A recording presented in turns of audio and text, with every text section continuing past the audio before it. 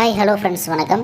இன்றைக்கி நம்ம சேனலில் எதை பற்றி பார்க்க போகிறோம் அப்படின்னு சொல்லிட்டு பார்த்தீங்கன்னா டிஎன்பிஎஸ்சியில் குரூப் 4 பற்றின நியூஸ் பற்றி தான் ஃப்ரெண்ட்ஸ் பார்க்க போகிறோம். வாங்க வீடியோக்குள்ளே போகலாம். முதலாவதாக பார்த்தீங்கன்னா டிஎன்பிஎஸ்சியுடைய குரூப் 4 எக்ஸாம் எழுதி கிட்டத்தட்ட ஒரு வருட காலம் பக்கம் ஆக போகிறது. அதாவது எத்தனை நாள்னு பார்த்தீங்கன்னா கிட்டத்தட்ட 9 மாதங்களாக ரிசல்ட் வெளியிடாத வச்சுருக்காங்க.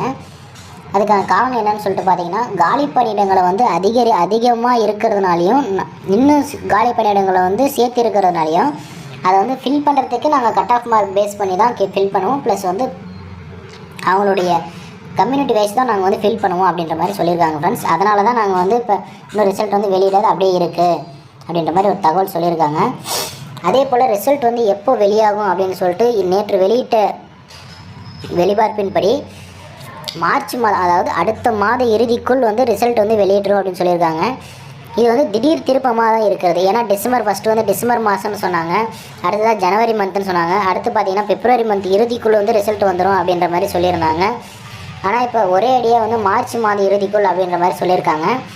இது ஏன் இந்த மாதிரி பண்ணாங்கன்னு சொல்லிட்டு பார்த்தீங்கன்னா முதலமைச்சர் ஐயா அவர்கள் என்ன சொல்லியிருக்காங்கன்னு சொல்லிட்டு பார்த்தீங்கன்னா ரிசல்ட் ஏன் இத்தனை நாள் லேட் பண்ணிட்டு இருக்கீங்க, ஏன் வெளியிடலை அப்படின்னு சொல்லிட்டு கேள்வி கேட்டதுக்கு நாங்கள் அடுத்த மாதம் இறுதிக்குள், அதாவது இன்னும் 2 நாள் 3 நாள் அப்படின்னு சொன்னாங்கன்னா உடனே கேட்பாங்கன்னு சொல்லிட்டு அடுத்த மாதம் இறுதி ஒரு மாத காலம் இருக்கிறது அப்படின்னு சொல்லிட்டு அடுத்த மாதம் இறுதிக்குள் வெளியிட்டுருவோம் அப்படின்ற மாதிரி அவங்க சொல்லியிருக்காங்க. அதே போல் ரிசல்ட்டுக்காக காத்திருக்க மாணவர்கள் மிகவும் வருத்தத்தோடு இருக்காங்க. ஏன்னா ஒரு மாதமாக தள்ளி போயிட்டே இருக்குது, நம்ம என்ன தான் வேலை செய்கிறது அப்படின்ற மாதிரி மிகவும் வருத்தத்தில் இருக்காங்க. கிட்டத்தட்ட 22 லட்சம் பேர் எழுதின குரூப் 4 எக்ஸாமில் பார்த்திங்கன்னா 18 லட்சத்துக்கும் மேற்பட்ட நபர்கள் தோல்வி தான் அடைஞ்சிருக்காங்கன்னு சொல்லியிருக்காங்க. அது எந்த அளவுக்கு உண்மைன்னு பார்த்தீங்கன்னா மீதி இருக்கிற 2லிருந்து 2.5 லட்சம் பேர் மட்டும் தான் தேர்வாகியிருக்காங்க. அந்த தேர்வானவங்களையும் நாங்கள் பார்த்திங்கன்னா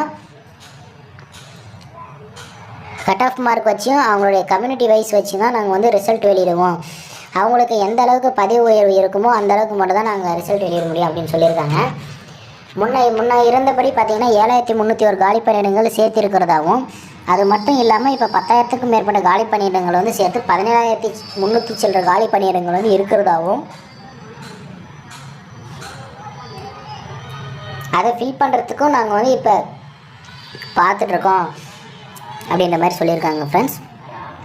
அடுத்ததாக பார்த்திங்கன்னா புதிய ரேங்க் லிஸ்ட் டிஎன்பிஎஸ்சி குரூப் 4 எப்போ வரும்னு பார்த்தீங்கன்னா அடுத்த மாதம் தான் நாங்கள் வெளியிடுவோம் அப்படின்னு சொல்லிட்டு கண்டிப்பாக சொல்லிட்டாங்க.